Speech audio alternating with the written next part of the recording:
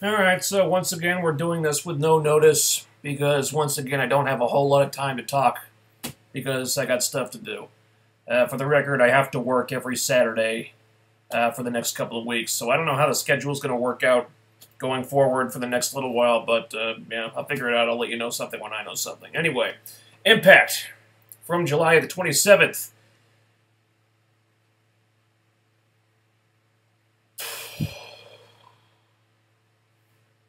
You know, there are a lot of things on this show right now that just make me want to scratch my head and wonder, where is this going? What is the point of that segment? Why are they wasting time with this stuff? What do they hope to accomplish by doing ABC, whatever? And I'm not coming up with many answers. Right now, this show is featuring so much stuff that either doesn't seem to be leading to anything or is leading to something, but which doesn't seem worth the time. And then you've got the things that appear to be lazily booked just for the purpose of filling space on the show, that could be a hell of a lot more effectively utilized if they were devoted to something else or someone else. You know, stuff that just makes you think this new creative team is just kind of phoning in this show from a writing standpoint.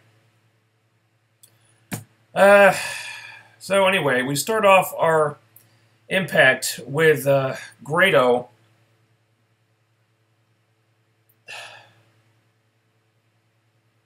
Anyway, tonight's the night that he is going to propose marriage to Laurel Van Ness.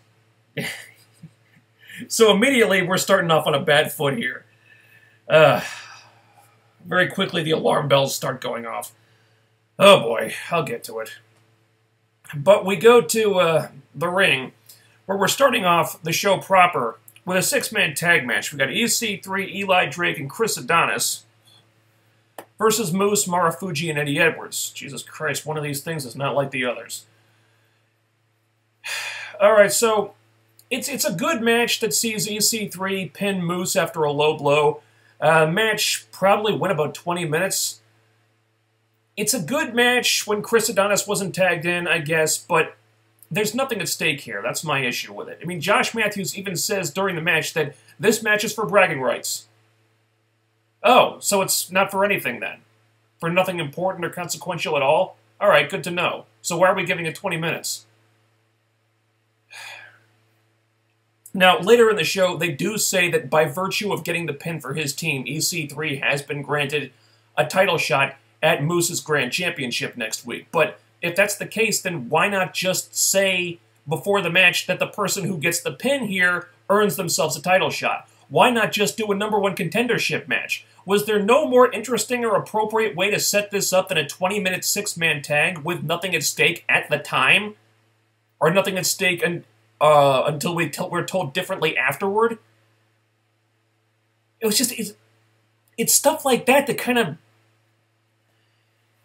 just makes you wonder, like, at the time, why am I watching this? What is the purpose of it? And then, okay, they tell us afterward, but you couldn't give us this information beforehand?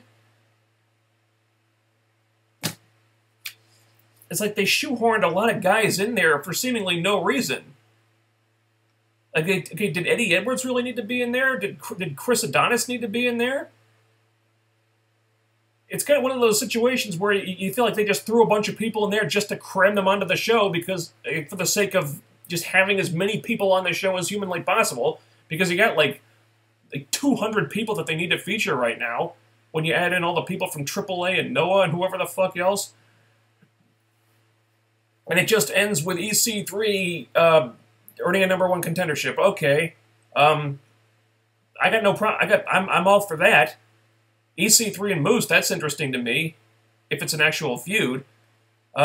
Question is, why is Eli Drake's victory in that Fatal 4-Way last week not factoring into this? I mean, we could have gotten an Eli Drake promo before the match boasting about winning that Fatal 4-Way and wanting a title shot too. Speaking of which, where in the blue hell has Eli Drake's mic time disappeared to? I mean, he's one of the best and most entertaining talkers in the whole fucking industry, and you barely let him talk anymore. I mean, come on, writers. You could be printing money with this dude if you used him right, and you're just letting him go to waste. Let's get Eli Drake an actual fucking push. You could start by getting him away from Chris Adonis. So following this, we got Lashley coming out. And he talks about how there should be a pecking order in wrestling. How, certain people are in, like, the spots that they're suited for or the spots they've earned, and you have to work your way to the top. And he's not wrong about that. It's kind of feeding into the storyline about how people are being handed things and other people aren't happy about this. And this is something that Lashley is not happy about. He doesn't like all these new people showing up all of a sudden and just being handed things. And then he proceeds to challenge Bruce Pritchard to come out and demands to be handed something. In Lashley's defense, it's something that he's probably earned. A fair shot at the World Championship. You'd be hard-pressed to say that he doesn't deserve that. But he gets interrupted. Well, once again, they're interrupted by Matt Sidel. And Sidel is still a bit out of shape about what Lashley did to him last week. And he says that he's not going to be ignored. And Lashley tries to punk him out, but Sidel actually gets one over on him and takes him out of the ring. And just like last week, it's an awkward segment. Transitioning from Lashley Pritchard to Lashley Sidel, and it's all just very clumsily done. And it doesn't make for a smooth transition, and I don't know that the audience really got into this. Something just didn't click about this segment. And I don't know if it's just the awkwardness of suddenly shoehorning Sidel into this or what, but something ain't working. I'm not against them doing Lashley versus Sidel as a feud. It's something new, although it's ridiculously one-sided.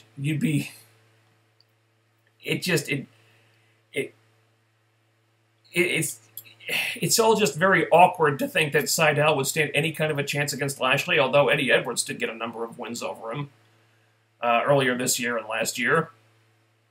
But that got to a point where it started to feel kind of, well, not ridiculous exactly, but they were really stretching that towards the end there. So to put him Lashley in there with another cruiserweight, I'm not sure what there is to be gained by this. Is Sidel going to go over on Lashley? Seems kind of doubtful. And that would be a bit of a hard sell after how dominant a world champion he was. But I'll let this play out for right now. They're going to have a match at Destination X apparently, and well, I guess if there's any shows Sidel could conceivably go over on a guy like Lashley, it would be Destination X, like the one time out of the year when the X Division is supposed to be in the spotlight, so we'll see. So after this, we have another match in the Super X Cup tournament. It's Davey Richards versus Taishi Ishimori. Oh, God, these names. My dyslexia hurts. Anyway, we get a Davey Richards hype video before the match. Talks about how he trained in a Japanese dojo, and he knows Ishimori's style very well. So you'd expect this to be a really good match. Problem is, we already know that Davey's retired from the company to focus on medical school. They said that like earlier in the week. There was an announcement about that. So it's kind of a foregone conclusion before the match even starts. Predictably, Ishimori wins with a 450 splash. It's a good match, but no suspense because we all know Davey's gone anyway. So there's that. Afterwards, last knockout standing, Rosemary versus Sienna for the Knockouts Championship. Okay, this is interesting. We got an actual feud, there's a storyline in place, you get two characters I care about, let's do this thing. It's a really good match. You got dueling chair shots at one point, they go brawling through the crowd. Rosemary does this cool spot where she does like the reverse tarantula off the fencing in the stands and stuff, that was cool. Sienna tapped out at one point, but it's not, submission, so that's, the match continues on, but Rosemary's protected here, that's good. We get an AK-47 off the ring apron to the floor, Red wedding onto a steel chair, which KM has to help Sienna get up, so again, Rosemary's protected, good. And Rosemary's closing in on a win, she's got the trash can in between Sienna's legs, which, there's nothing down there, just... if it was a man doing that to her, taking a shot like that, okay, but is that going to hurt Sienna that much? I don't know. But it's fun, though. And so Rosemary is about to hit the Van Terminator, coast to coast, whatever you want to call it, but KM gets involved again. She misses him, then takes the trash can in the face, falls off the turnbuckle, through a table. And Sienna keeps the title. It's a really good match. Really good. There were some good bumps in there. You know, Rosemary looks strong in defeat. She's protected, but Sienna still wins. It's good stuff. But once again, we see the plot holes popping up. All right, Sienna has gotten over on Rosemary several times now, and every time it's been due to interference from KM or whoever.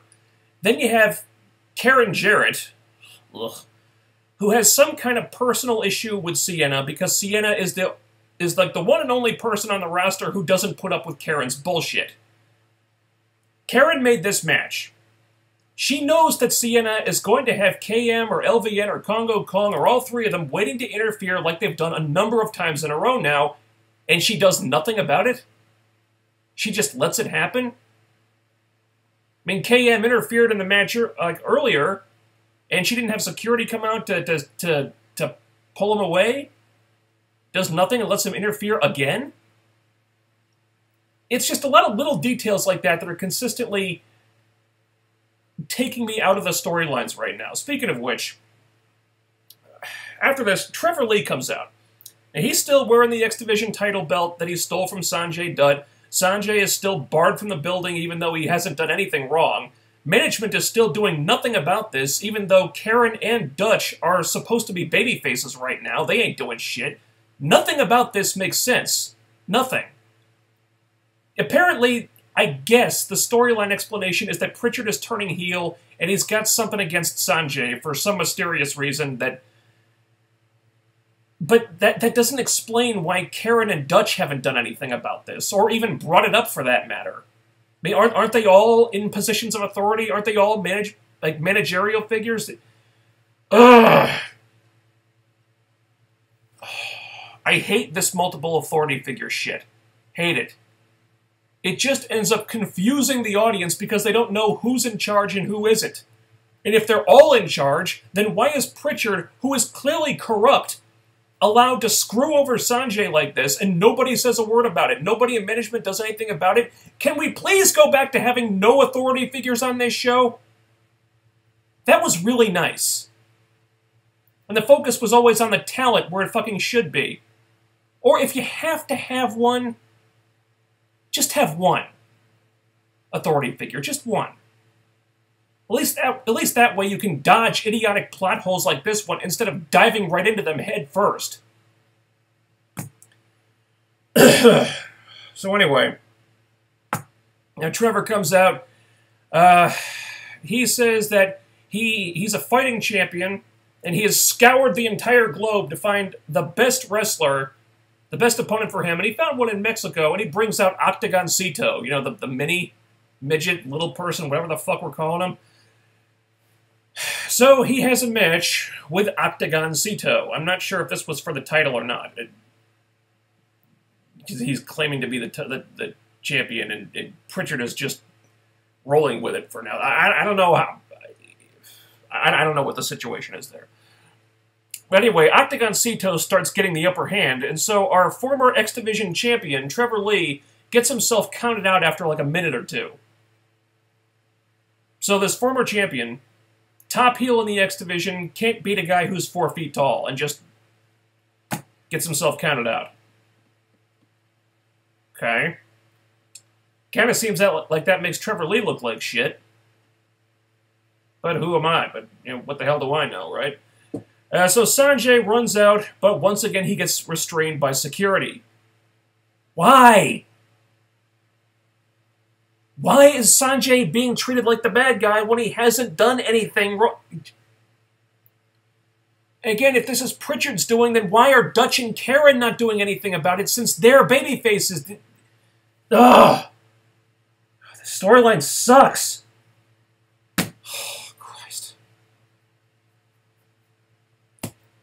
The X Division finally gets a storyline, and it's one that's just freaking lousy. God damn it. So we cut over to the LAX clubhouse where Conan is hyping up the troops for their gauntlet match against Alberto El Patron tonight. And Conan, apparently Homicide's going to wrestle in this one. Conan tells Homicide to focus on Patron's injuries and cripple him. And considering the way the match was booked,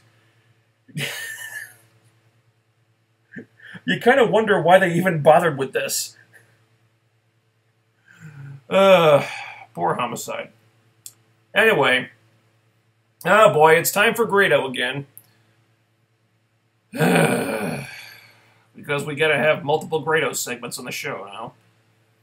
So Grado comes out wearing this orange suit. Yeah. Kaz and Daniels rocked that suit better. I'm sorry, way better. They were going for the Dumb and Dumber look. Kaz and Daniels did it better. Anyway, he's out there in his orange suit, and he brings out Laurel Van Ness, and he proposes marriage to her right then and there. And LVN is happy about this, apparently. Yeah. Yeah, that's where we're at now. Okay, a couple of questions. I know LVN is supposed to be crazy, but why is she excited about this? Why does she look happy? Has she not actually watched the show that she appears on? Grado and Joseph Park have said a number of times that Grado is only doing this so he can become an American citizen. He's only using LVN to get citizenship. He said this a number of times. Fuck, he said it when she was lying right next to him last week. Okay, I know she's supposed to be crazy, but is she stupid? Is she deaf? And then there's the little matter of, has no one fucking told him that she's Canadian?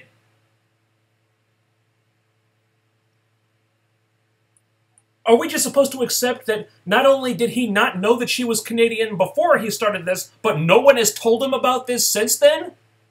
It literally says she's Canadian on her fucking Twitter profile. Which the company even shared on Twitter earlier in the day. And he wants to use her, marry her, to become an American citizen. Come on! What the fuck is this? Ugh.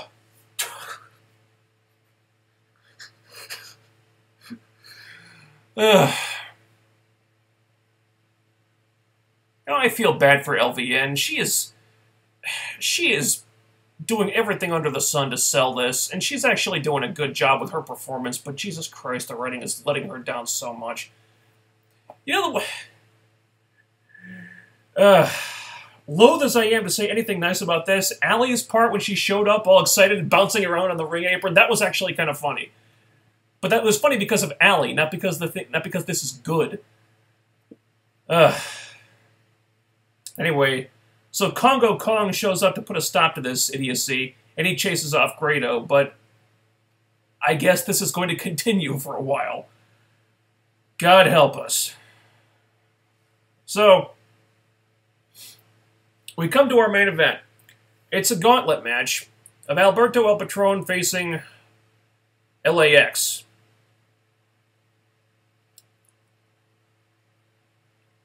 Not every member of LAX, apparently, because that would mean he'd have to get his hands... He'd presumably get his hands on Conan, which I guess we don't want to do.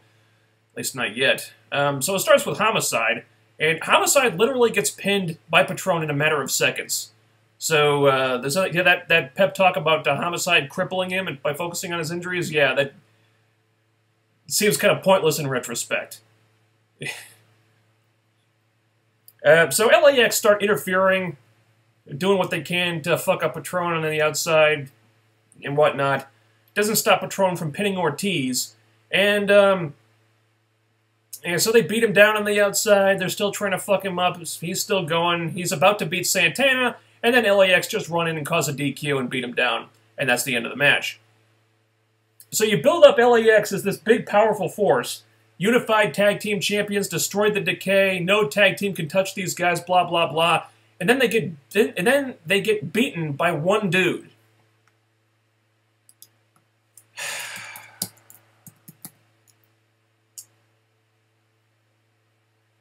Kind of feels like you just cut LAX off at the knees there. Anyway, so they're beating down Patron. Patron's family make the save. and they still can't get the job done. And then the Veterans of War show up to even the odds, and then they manage to fight off LAX, and the babyfaces stand tall, and that's the end of it. I've been thinking about this a lot, and I still don't know how you can pay this off. You can have Patron cause LAX to lose the tag titles to VOW or Garza Jr. and Laredo Kid or those new dudes, OVE or something. So he could cause them to lose the tag titles, but that doesn't resolve the issue this feud is built on, which is an issue between Patron and Conan. For the time being, I'm going to assume that this is not leading to Conan wrestling again and challenging for the world title. I'm going to assume that's not where this is going. But if it's not, then how do you resolve this in a way that's going to be satisfying to the audience? And it's satisfying from a storytelling perspective. I don't know. There doesn't seem to be any viable one-on-one opponent for Patron in this feud. And Christ, he beat every active in-ring member of LAX in this match. So if there is no one-on-one opponent for Patron here, then what's the point of this? Shouldn't we be lining up a world title challenger for Patron instead of feuding him with a tag team manager?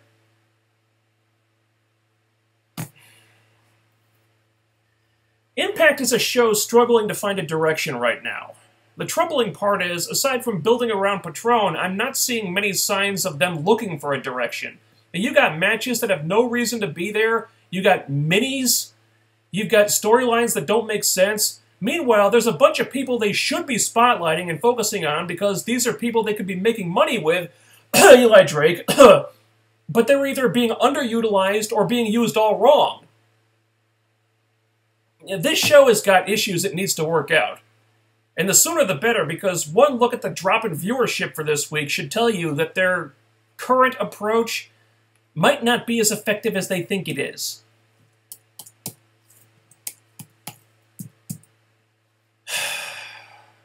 Alright. So there's your review. And I got stuff to do today, so don't really have a lot of time to talk to the chat room, unfortunately. I'm sorry about that. So let's just do this quickly. Let's talk about the important stuff, and then I gotta get going, unfortunately. Okay. Schleg Daddy's still asking for my help. I'm doing my best, man. Doing my best.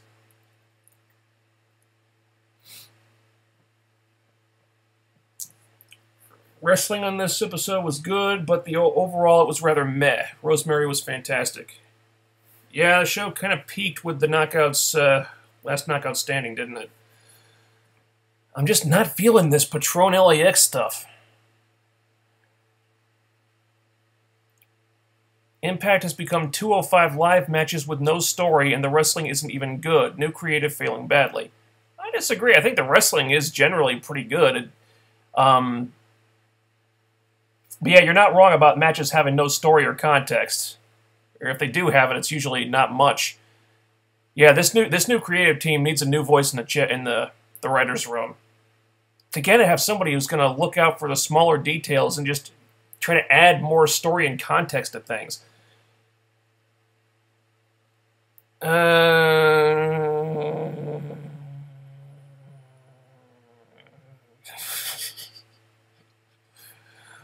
Carrots and notes after stalking Braun this week.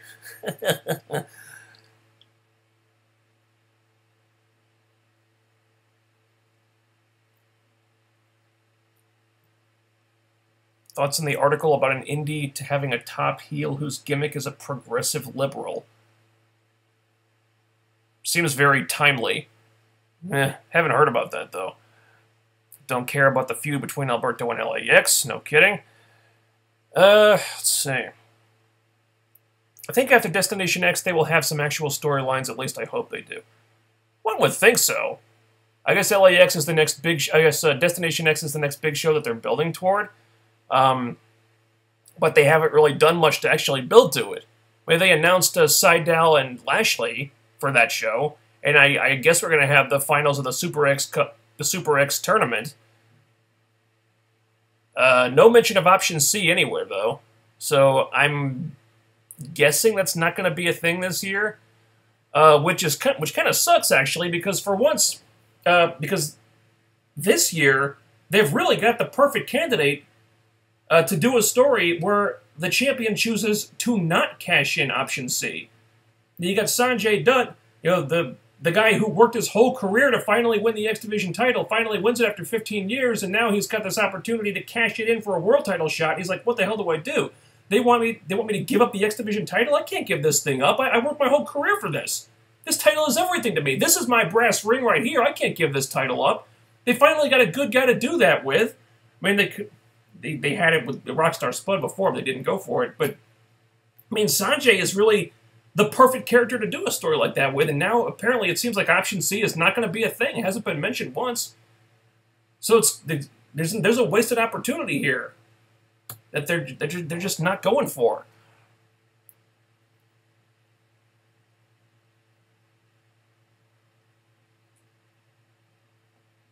Bad one-lining.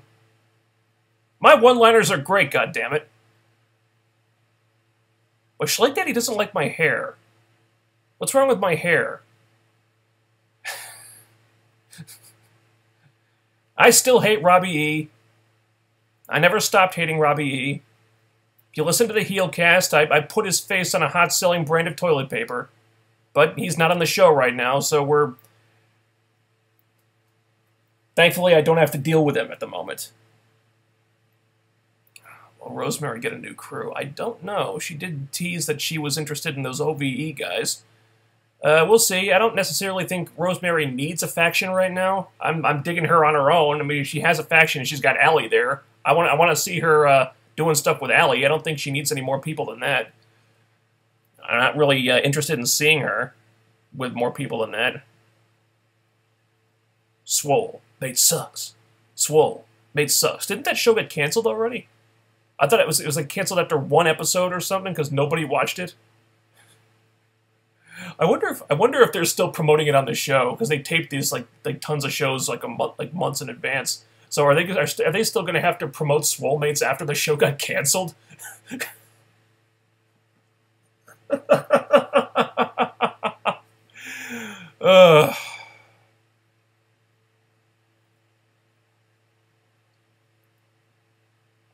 I guess it's Swole Mates got canceled. I think they stopped promoting it during the show, as far as I know. I haven't seen anything, so I'm assuming it got canceled. And wow, who could have seen that coming? A show about like a reality show about two bodybuilding douchebags was unsuccessful. Wow, I'm as shocked as you are. Thoughts on the vignette of new tag team? Good vignette. Nice editing. There isn't a whole lot to go on. It's really just two guys standing there saying they're going to kill it. And okay, we didn't really see any footage of them. I've seen very little of them. I've seen a few clips. That's basically it. Or are they like the Irish Airborne, OI4K, Ohio is for Killers, something like that? Not really familiar with these guys. I've seen just enough of them to know that I guess they're good wrestlers. So okay, cool. The video didn't really give us anything to go on, so I'd like to see more. But good production in the video anyway. Grado LVN stuff is so cringe. Why is this on TV? I don't know. I don't know. Of all the people they could be giving a storyline to, they give one to Grado. Jesus Christ. They need to make a complete overhaul on the product. Make it a very serious wrestling product with storytelling that makes sense and no comedy shit. I don't totally agree with that. I agree a product needs an overhaul. I guess that's what they're doing now. I'm fine with comedy. I have no problem with comedy. The thing is, it has to be good comedy. They're trying to do comedy right now, but the comedy sucks. Okay, Slammiversary. The fucking JB and Joseph Park versus Josh Matthews and Scott Steiner. That was comedy that works. That stuff was fabulous. This Grado shit is at the opposite end of the spectrum. This is just asinine stuff. It kind of seems like, very serious, no comedy. It kind of seems like you want this product to turn into ROH. And I don't want that. Because ROH is boring. I've tried to get into it a number of times. I just can't do it. But yeah, storytelling that makes sense. Yeah, absolutely. Because right now, that's not what they have.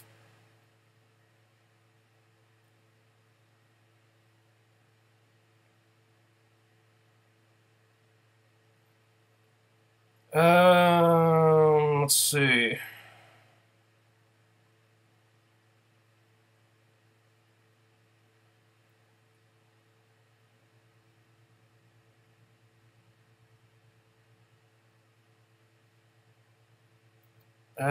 Surprised Madison Rayne left, especially when she had a ridiculous push in been one of the most loyal people in the company, especially when she had a ridiculous push in 2010. She's improved then. I don't know what happened to her. Well, I kind of think Madison Rayne had been transitioning into a backstage role for quite a while now. It's not like she had been used much lately. She kind of probably just figured that the writing was on the wall for her as an active on-screen performer, and just she figured she'd cut the cord rather than just sitting backstage. Not surprising. I think they could have kept her around. I mean, she was useful as a veteran who could help the young girls and put them over, because they don't have a lot of veteran knockouts who do that. I suspect Angelina will take over that role now if Angelina's sticking around. I don't know what her status is. But, in that capacity, Madison had her uses. My longtime viewers know I haven't always been a big fan of Madison Rayne, but, she's improved since then. Never was and never will be a big fan of her, but, she had some uses.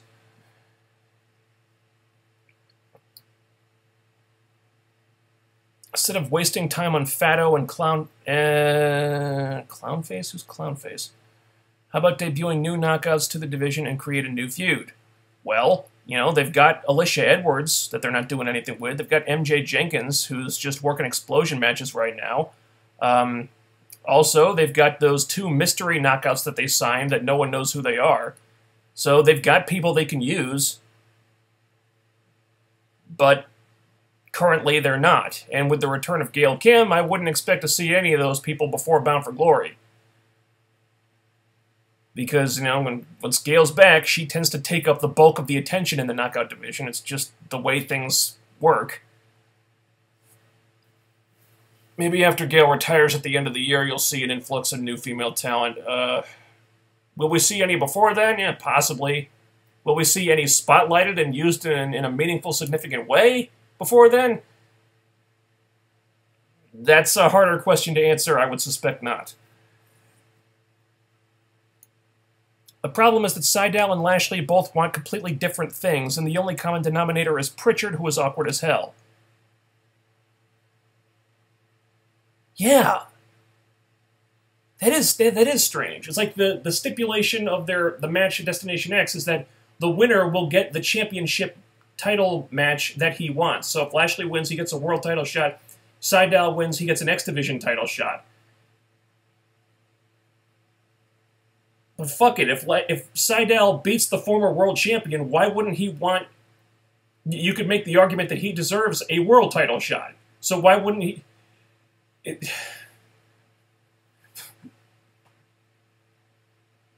So if Lashley beats a guy who's like half his size, he gets a world title shot. Sidel beats a guy who's twice as big as he is, he gets a shot at the X Division title, when... realistically, he ought to be getting a world title shot at that point. You're right. This is weird. It really feels like the writers have not thought this out. Oh, man.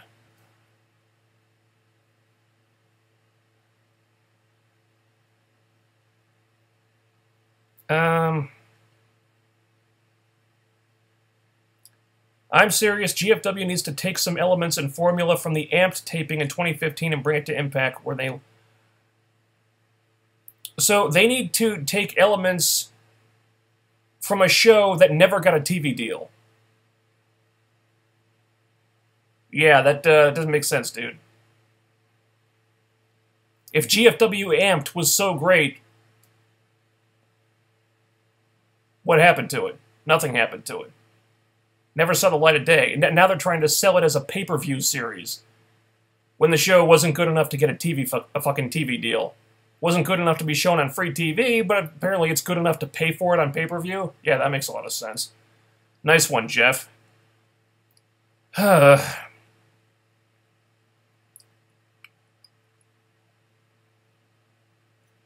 Ali LVN feud has gone on for nearly 2 years now. Can they move on to a new feud? I forgot they have no other knockouts that they want to use, it seems.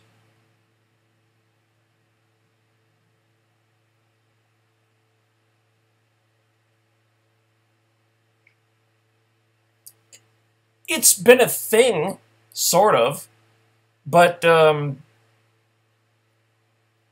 character dynamics have changed over time. It's not like WWE where they've been having match every week, like week after week after week, until you're just sick of it and like after like 2 months. No, it's been a storyline feud. They've had issues with each other as characters. They haven't had that many matches, really. I mean, I think you could probably count them on one hand. I mean, they're characters that don't like each other, but I'm not sick of it from a storyline perspective. Because it's not like the feud has been, like, has worn out its welcome from a wrestling standpoint. They really haven't faced each other that much at all. And they haven't done it recently.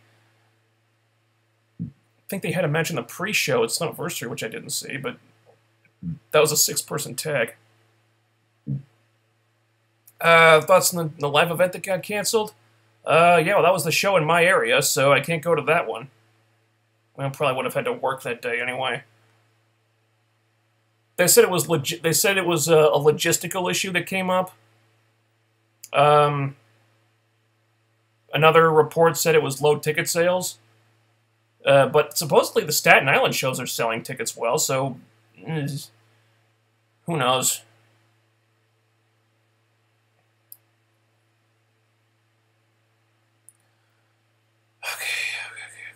Gotta wrap this up, guys. Karen's just mad Sienna ate all her baby carrots and wasn't about to take her eyes off them backstage.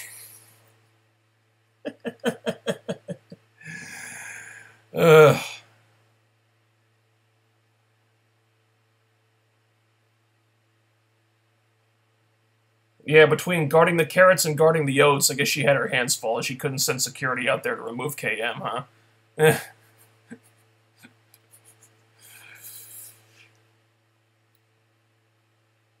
Either one would have gotten TV time, or perhaps MJ Jenkins in the Grado angle. Yeah, at least MJ is an American, I think. Might have been an interesting way to introduce a new knockout. You do this with MJ.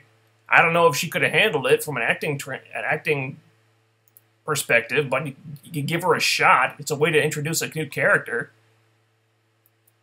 And at least it would be Grado trying to become an American citizen by marrying an American. Why are they giving segments to people that don't need it, like that random fat dude Mackenzie was talking to? Good question. I don't have an answer. What was that about? Beats the hell out of me. Okay.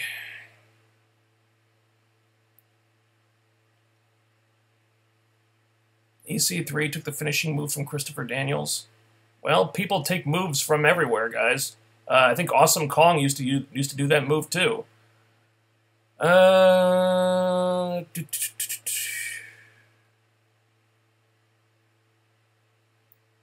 Sidel sucks. Why is he getting a push? Probably because he's the former WWE guy and people recognize him.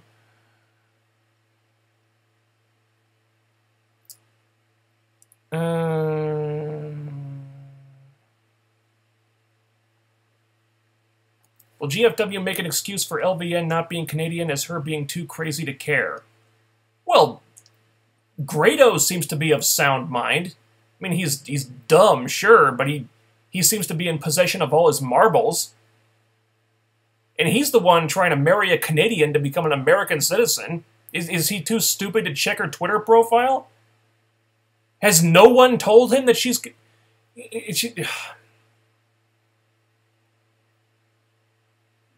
I hate this storyline. I hate it. Okay.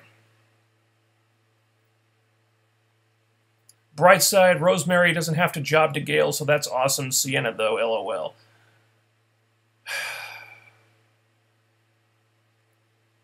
Yeah, but you know what? At least Rosemary jobbing to Gale would have sort of made sense, because they did have that prior feud that was teased that they never followed up on. Because Gale endorsed Jade as the future, and then Rosemary, punked her out and defeated Jade and misted Gale in the face a couple times, and they teased a Gale versus Rosemary rivalry for a while. And then Gale kind of went away, and then she comes back, and it's suddenly not a thing anymore, and now Gale's going to feud with Sienna? Yeah, they could have just kept the belt on Rosemary and then brought Gale back as a heel, and that would have made sense. I guess they don't want people booing Gale when she's about to retire. Which, if she was opposing Rosemary, yeah, Gale would have gotten booed, most likely. So that's where we're at now.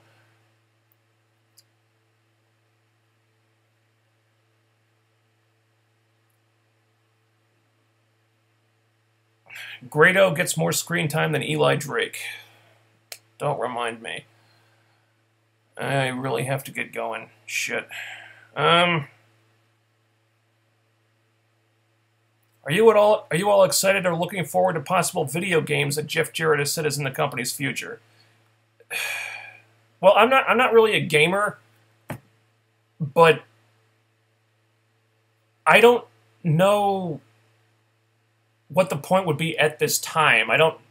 It doesn't seem like it would be a financially viable option or a profitable one. You're making a video game about a company that gets, what, 300,000 views a week? Ish? Something like that? Okay, WWE making video games, alright, that makes sense, but is Impact's viewership even high enough to justify a video game? A lot of wrestling fans probably don't even know what GFW is. They see a video game, a GFW Impact, the video game. They're going to be looking at that and like, what the hell is this?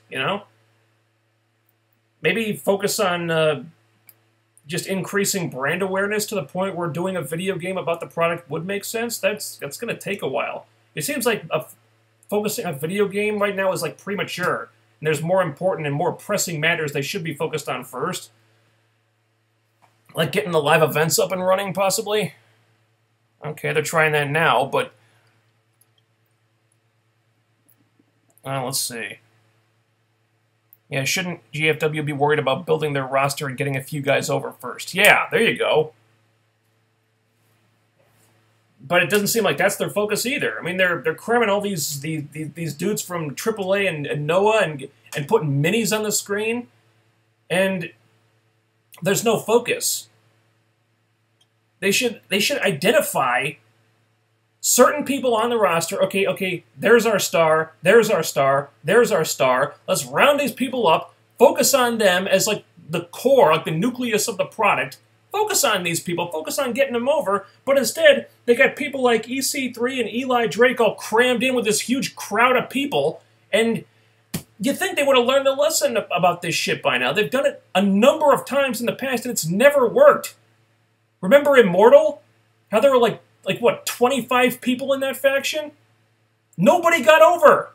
Because they were all just standing in the background while Eric Bischoff cut a fucking 20-minute promo every week. Nobody started getting over until Fortune split from the faction.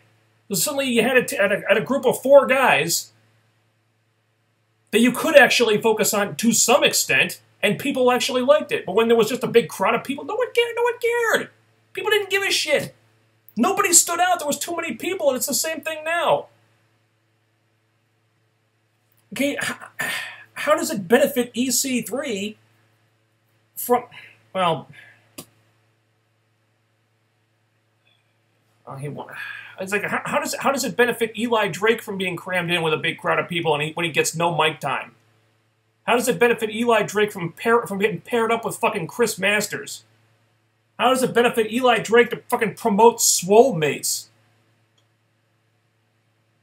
It's not hard to figure out. You give the guy a microphone and just let him talk. Give him a one-on-one feud and he'll get himself over. It's not fucking rocket science. But no, I guess we can't give Eli Drake a one-on-one feud with somebody because that would take time away from the minis. Or like random AAA people that we have to feature, or random Pro Wrestling Noah people that we have to feature for some reason. It's frustrating, you know? Okay. Last question, and then I gotta get going because I got stuff to do. Thoughts on movies you saw recently? Talking more about Spider-Man Homecoming, Dunkirk, and Atomic Blonde. Okay. I saw all these movies recently. I will give you my thoughts on those, and then we'll call it a day. Spider-Man Homecoming, really enjoyed it. This might be the most enjoyable Spider-Man movie that's been made to date. I really liked I love Tom Holland. I thought he nailed it. Action, pretty solid for the most part. Comedy was great. Comedy was awesome. Michael Keaton, great great villain. I thought that was one of the better villains Marvel has done. I know their villains in the movies haven't been the best. But he was definitely up there. He's up there with Low-Key and Kingpin. Maybe not on the same level as Kingpin, but he definitely had more colors to him. He was not just the random, and not just the one-dimensional moa-ha-ha. Or, you know, he had more shades of gray to him. So, really liked Spider-Man Homecoming. If I had two issues with it, one was that while the comedy was great, it was almost too funny at times. Like, there were moments when they went for something comedic when I thought going dramatic instead would have worked better. Or, like, certain dramatic moments that were kind of undercut because the rest of the movie was so funny. It's like the dramatic moments didn't hit you as hard as maybe they should have. Also, there was some weird stuff with the characters, and this is kind of spoilery here, so if you don't want spoilers for the movie, mute the sound. There were strange things they did, like with the Liz character, for example. I thought it was Liz Allen in the movie, but it's not. It's Liz, but not Liz Allen. It's a different Liz. So when we see that Adrian Toomes is Liz's father, it kind of took me out of the movie for a minute. Like, what the fuck? How can he be Liz Allen's father if he's Adrian Toomes? That doesn't make sense. I didn't learn that she was a different Liz until afterwards. So it was a big surprise, but it didn't make sense to me. It was a surprise because it didn't make sense to me at the time. And same thing with MJ. It's like, okay, she's MJ, but she's not Mary Jane Watson. She's a different MJ. And I'm not complaining exactly. It just seems very strange to me. It's like, why not just do MJ and Liz from the comics? Why make this change? It seems very unnecessary, and I don't know why they did it. So that was kind of weird. You know, other little things, you know, like race-bending Flash Thompson, I was okay with that. I was a little bugged about him making him an academic instead of a jock. Yeah, but in the end, it's not like he's a huge character or anything, so whatever. I still really dug the movie. Really enjoyed Spider-Man Homecoming. I thought it was great. So, yeah, really enjoyed that one. Dunkirk, you know, it's not the kind of movie I usually watch. Not really into war movies, just not really my thing, but I'll watch any movie that Christopher Nolan makes. And that's a really riveting film. I suspect it's not going to be for everybody, but yeah, it's like super high quality filmmaking. You know what you're getting from Chris Nolan by now. The guy doesn't make bad movies, and you know, whatever he does, it's fucking top quality. And it's a really powerful. I don't really know what to talk about it, just what to say about it, but yeah. Great movie. If you like war stuff, you'll dig that one. Probably going to be nominated for a bunch of Oscars, I suspect. So that's another good one. Atomic Blonde. I kind of wish I'd read the graphic novel it was based on. But yeah, I think this is one of the directors of John Wick, or one or both of the John Wick movies, which I haven't seen. I keep meaning to see them, but it's kind of in that same style. There's this one action sequence, this incredible action sequence that goes for several minutes. It's all one continuous take. And this is Charlize Theron doing her own fight, doing her own like fight choreography, her own stunts and everything. And she's just going around this building, just punching, like shooting dudes and punching people out and stuff. I didn't know Charlize Theron had that in her, but it works. It's convincing. It's an amazing sequence. So yeah, and I'm really burned out on action movies in general. So if I'm really impressed and fascinated by an action sequence, that means it's really fucking good. So yeah, I enjoyed Atomic Blonde. They're all really good movies, actually. They're all really good. I'd say go see all of them. Okay. All right. Guys, I gotta go. Got stuff to do. And I gotta go to the store also. So thanks for joining me today.